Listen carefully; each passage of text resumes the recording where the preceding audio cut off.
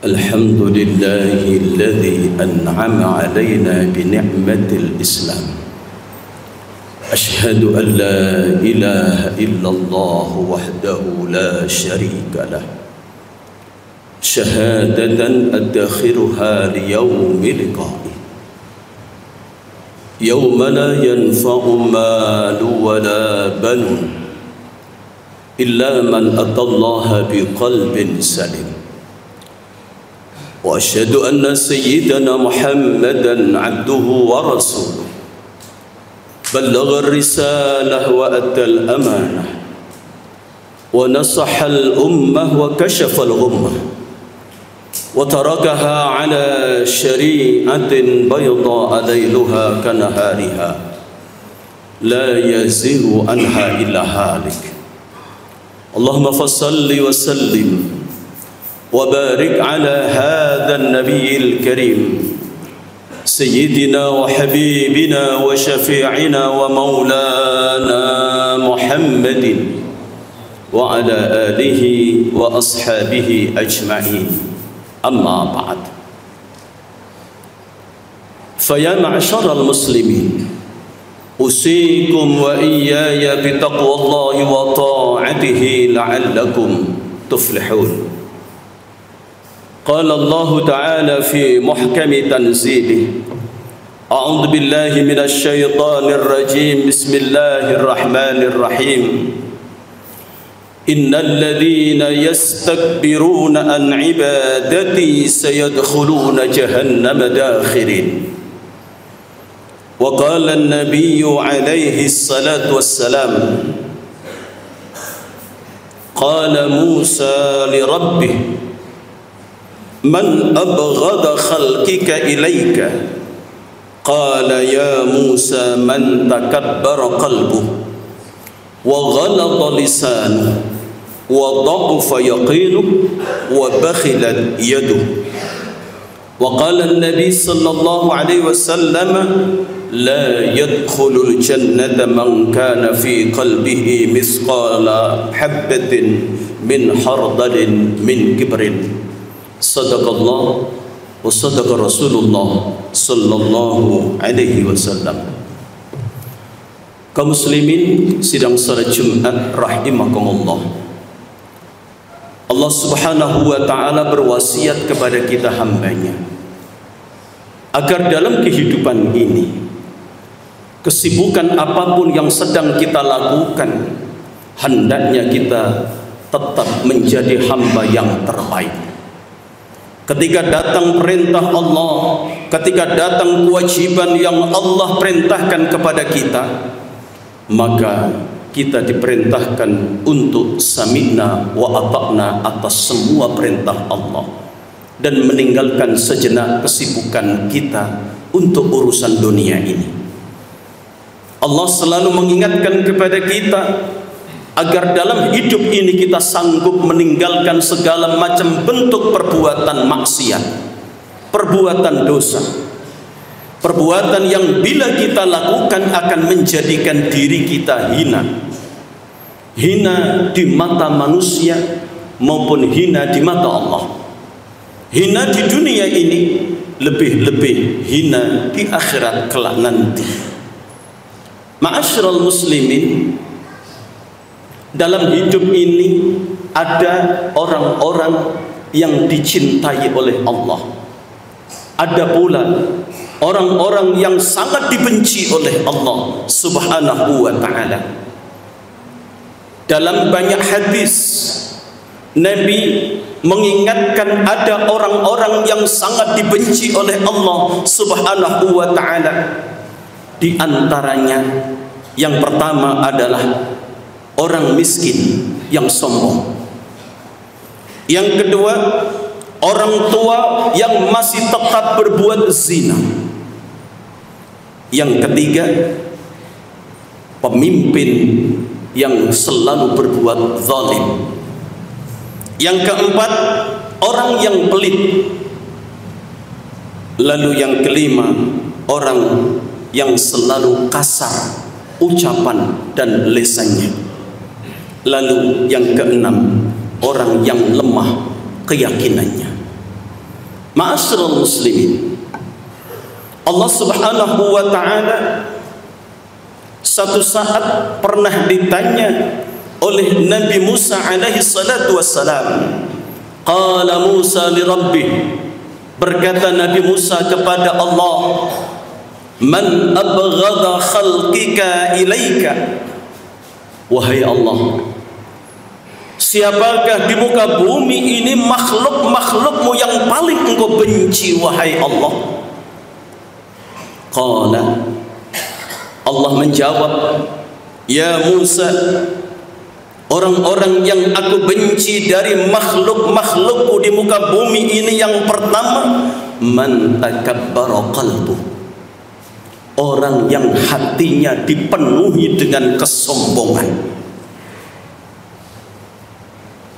Yang kedua, wa ghalata lisanuh, orang yang kalau bicara kasar. Yang ketiga, wa dha'fa yaqinuh, keyakinannya, keimanannya, akidahnya lemah.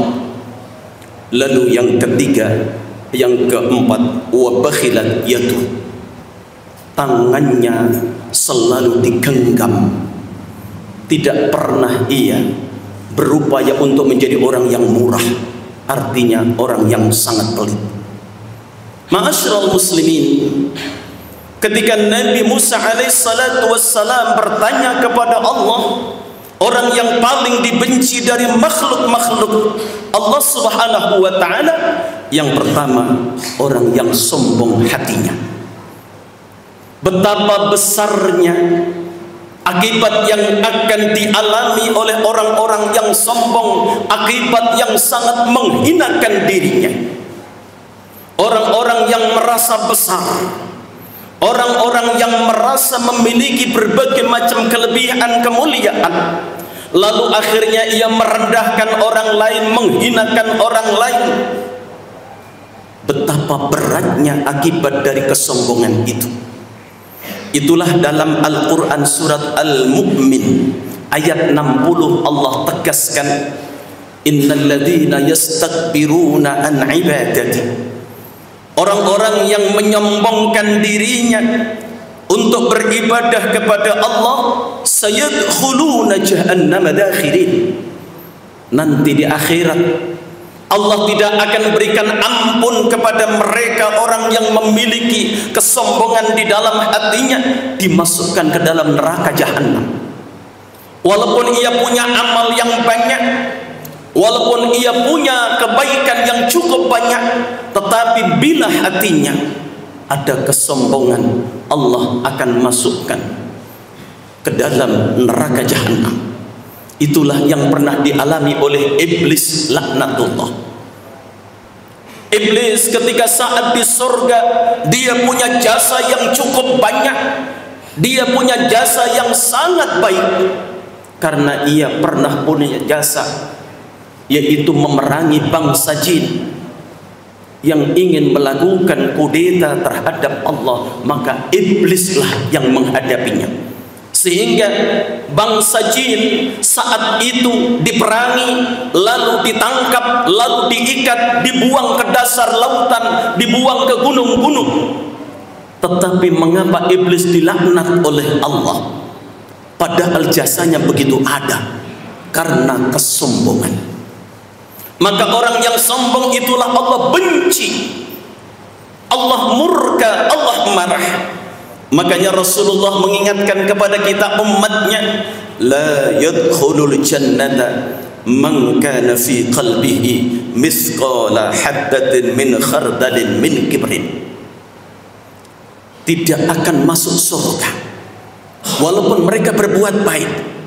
Siapa mereka itu, kata Nabi? Orang yang di dalam hatinya terdapat sebesar biji sawi kesombongan. Wal'iyadzubillah. Apalagi kata Nabi, kalau kesombongan itu ada pada orang-orang lemah, orang-orang miskin, mereka menolak untuk beribadah kepada Allah, tiba panggilan adzan tidak bergerak sedikit pun untuk datang. Dipanggil Allah tapi dia tidak pernah bergeming untuk memenuhi panggilan Allah Subhanahu wa ta'ala. Itulah sebabnya dalam sebuah hadis Rasulullah sallallahu alaihi wasallam menyatakan, qala Nabi sallallahu alaihi wasallam, "Urida alayya awwalu salasatin yadkhuluna al-jannah wa awwalu salasatin yadkhuluna an-nar." Kata Nabi, disodorkan kepadaku, ditampakkan kepadaku, diperlihatkan kepadaku, kata Nabi, ada 3 kelompok manusia. Yang pertama dimasukkan ke dalam surga, dan juga 3 kelompok manusia yang dimasukkan ke dalam neraka Allah Subhanahu wa ta'ala. Siapakah mereka itu? Fa amma awwalu salasatin yadkhuluna al-jannah. 3 orang, 3 kelompok manusia yang akan dimasukkan ke dalam surga Allah. Yang pertama fasyahid, orang yang mati syahid, orang yang mati dalam keadaan membela agama Allah Subhanahu wa ta'ala, mensyiarkan agama Allah Subhanahu wa ta'ala. Baik syahid itu hakiki maupun syahid itu secara hukmi. Yang kedua, wa abdun mamlukun lam yusghilhu riqqud dunya an ta'atillah.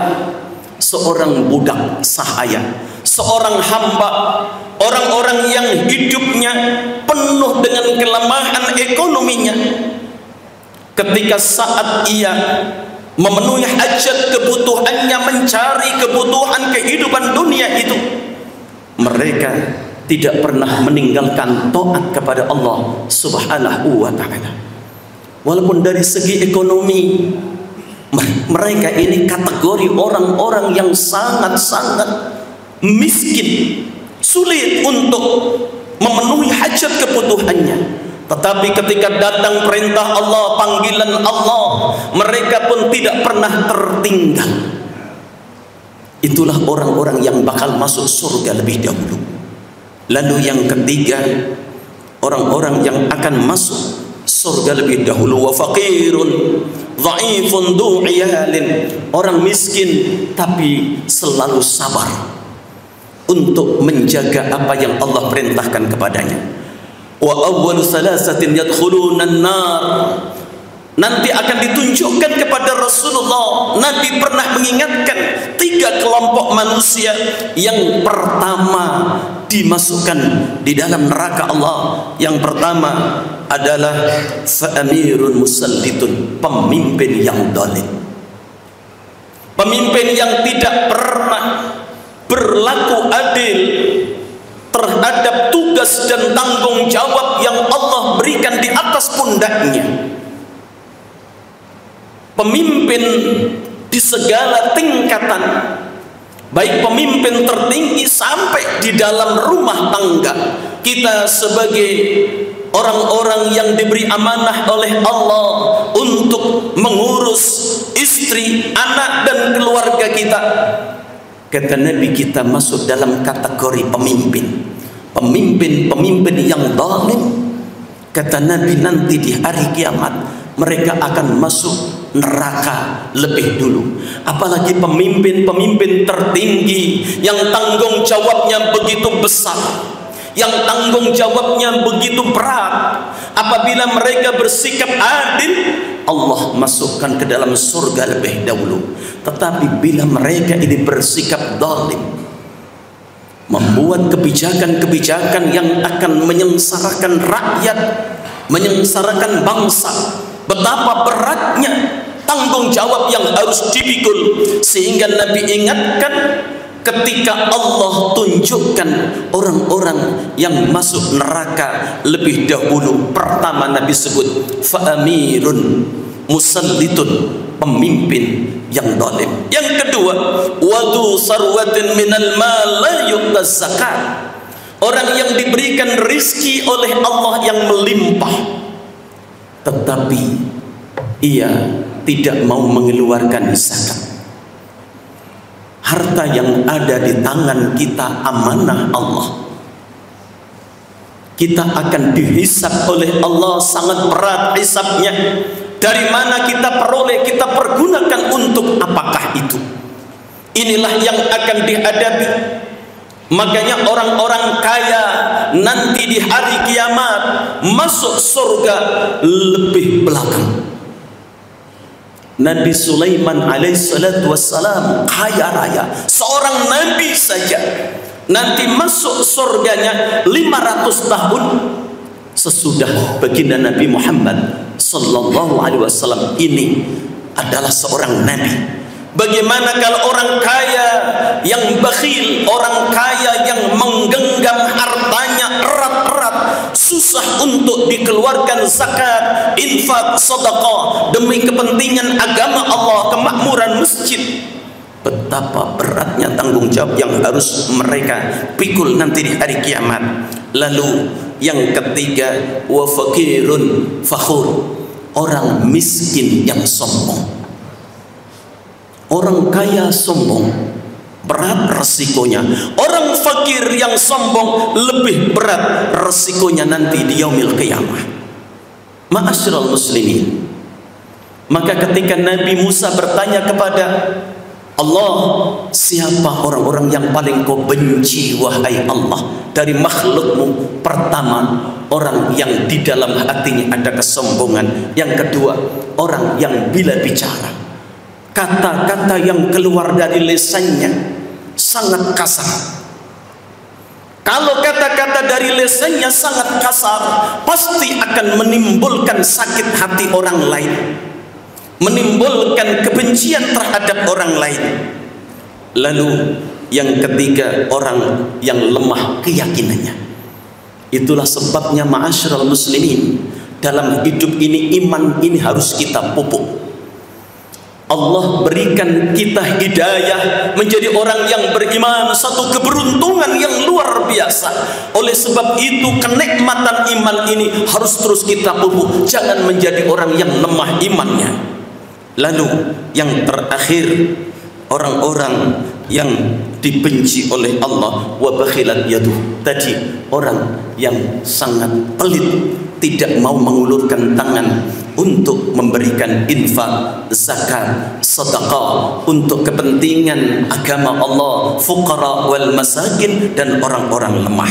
Mudah-mudahan Allah jauhkan kita dari kelompok-kelompok orang-orang yang dibenci oleh Allah subhanahu wa ta'ala, sehingga sebaliknya kita akan menjadi orang-orang yang dicintai oleh Allah. Amin ya rabbal alamin. Inna ahsanal kalam wa abyana nizam kalamullahil malikil alam. Wallahu subhanahu wa ta'ala yaqul wa biqawli yahtadil muhtadun. Barakallahu li wa lakum fil qur'anil azim. ونفعني وإياكم بما فيه من الآيات والذكر الحكيم وتقبل مني ومنكم تلاوته إنه هو السميع العليم. اللهم صل على سيدنا محمد. اللهم صل على سيدنا محمد. اللهم صل وسلم وبارك على سيدنا محمد وعلى آله وصحبه أجمعين.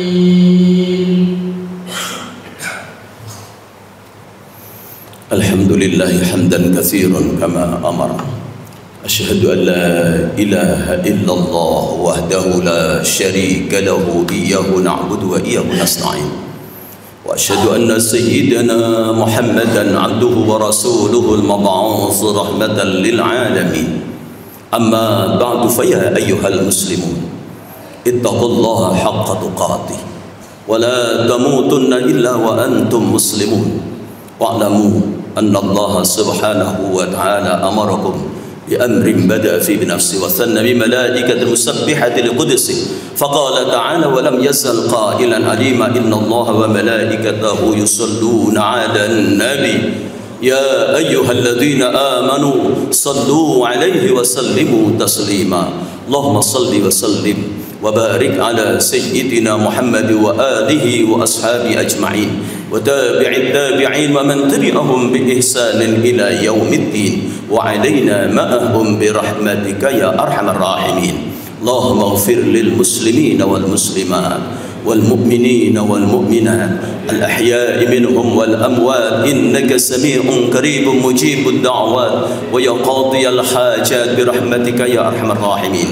اللهم ألف بين قلوبنا وأصلح ذات بيننا واهدنا سبل السلام ونجنا من الظلمات إلى النور وبارك لنا في أسمائنا وفي أبصارنا وفي قلوبنا وفي كل شيء أعطيتنا يا الله يا إلهنا يا رب العالمين.